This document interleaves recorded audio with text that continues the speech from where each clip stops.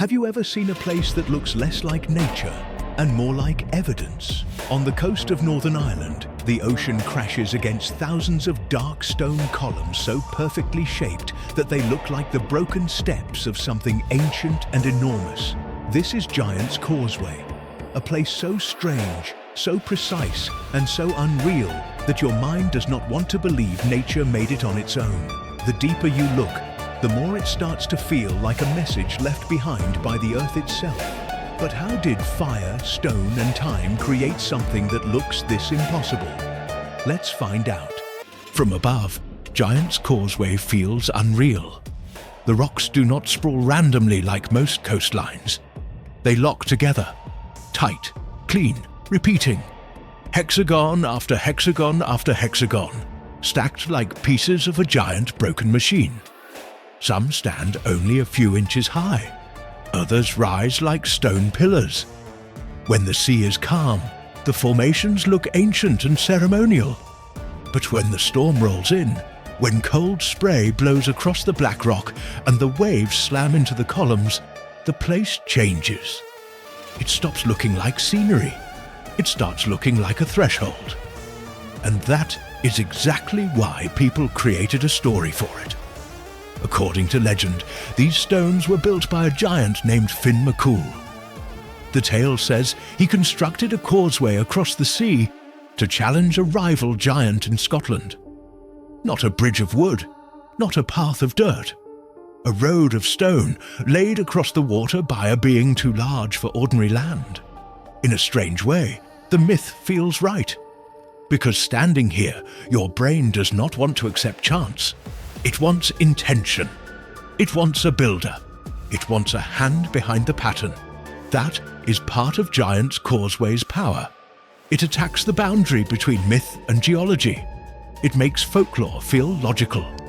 The stones are so orderly that even now, in the age of satellites and scientific models, the human mind still hesitates for a second. We know giants did not build this place, but emotionally, visually, instinctively, it still feels like they could have. The truth begins with fire. Around 60 million years ago, this part of the world was violently active.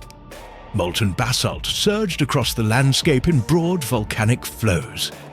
Imagine not the green cliffs of Northern Ireland, but a hotter, harsher earth, where rivers of lava spread and cooled under the open sky.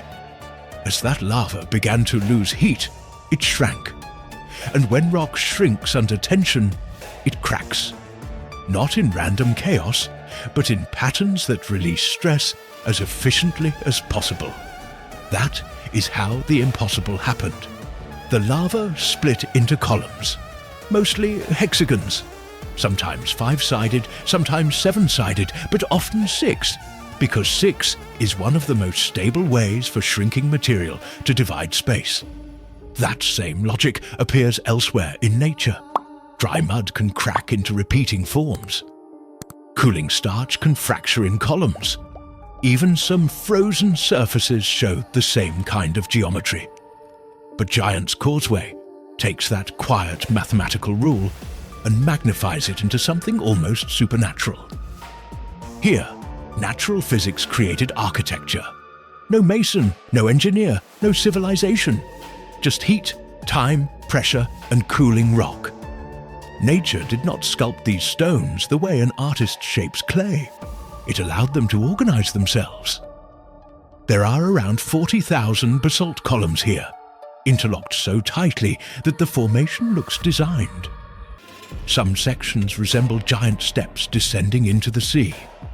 Others look like pathways, platforms, broken towers, or ruined walls. Certain stones have names because human beings could not resist turning them into structures. The wishing chair, the giant's organ, the chimney stacks. Even the names reveal the same instinct. We do not look at Giant's Causeway and think rock formation. We look at it and begin assigning rooms to a vanished kingdom. And then there is the setting. Giant's Causeway is not hidden in a desert or buried in a jungle. It sits at the edge of open water, under a sky that is almost always shifting. Light slides over the basalt, and turns it from silver to black. Rain makes the columns shine like obsidian. Mist softens the horizon until Scotland feels close enough to be imagined. In that atmosphere, the legend breathes more easily. You can almost understand how people once looked across the sea and believed two giants might really have stood on opposite coasts, staring each other down. But the danger here is real, not mythical. Those elegant stones are uneven, wet, and often slippery. The sea around them is cold, fast, and unforgiving. On a storm day, the waves do not politely decorate the formation. They attack it. Spray explodes upward. Water floods cracks between the columns. One bad step on algae-slick basalt, one moment of getting too close to the edge, and the beauty of the place becomes a trap. Giant's Causeway is one of those landscapes that seduces you with order, then reminds you that it still belongs to the ocean. That contrast is what makes it feel so alive.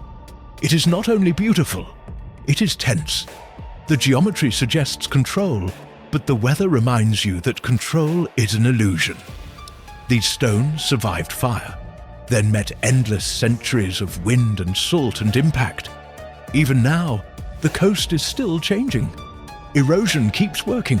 Storms keep testing the edge. The same forces that revealed this place are still wearing it down, grain by grain. Giant's Causeway is not a fossil of a completed world. It is a scene still unfolding, and its impact on modern life is larger than it seems.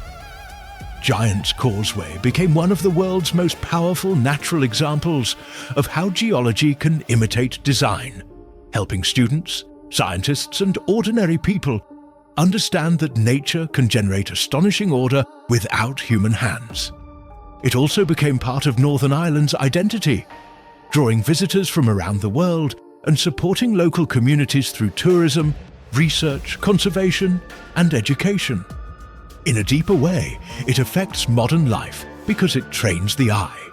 It reminds us that not everything structured is artificial, and not everything ancient was built by civilization. Sometimes Earth itself is the engineer.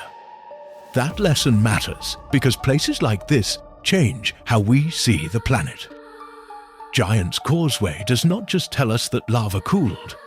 It tells us that the Earth is capable of patterns so precise they can fool our instincts. We are used to thinking of nature as wild, messy, irregular. But here, nature behaves with the cold logic of architecture. It lays down repeating shapes. It produces symmetry. It builds what looks like a monument with no audience and no builder. And once you realize that, the world becomes stranger. More intelligent looking, more mysterious, not less. Maybe that is why this place has survived not just as a geological site, but as a psychological one. People do not come here only for information. They come for the feeling that they are standing on something ancient and impossible. The feeling that maybe the old stories were not attempts to lie, but attempts to cope with wonder. If your ancestors found a staircase made of dark volcanic columns disappearing into the sea, what else would you call it? A cooling pattern, a stress fracture network, or the road of a giant? And even when science answers the surface question, one deeper question remains. Why does a natural formation like this affect us so strongly? Why do these stones feel intentional? Why does order in nature unsettle us more than chaos? Maybe because it suggests that the planet is not merely scenery. It is a force with its own silent logic, capable of making things that look like messages even when no message was meant. Giant's Causeway feels haunted, not because it contains ghosts, but because it looks like purpose without a visible author. So the next time you see those black hexagonal steps stretching into the Atlantic, ask yourself what is more incredible: the giant story humans invented to explain them, or the reality that fire, cooling, and time created them without any giant at all. One is a legend, the other is physics. But standing there with wind in your face and waves exploding against the stone, the difference feels thinner than it should. Because Giant's Causeway is one of those rare places where myth does not die when science arrives. It simply stands beside it and stares out at the sea. And if you think this looks impossible above ground, wait until you see what happens when an entire river vanishes into the earth. In the next episode, we go to Skocian Caves, Slovenia. How does a river disappear into this underground canyon?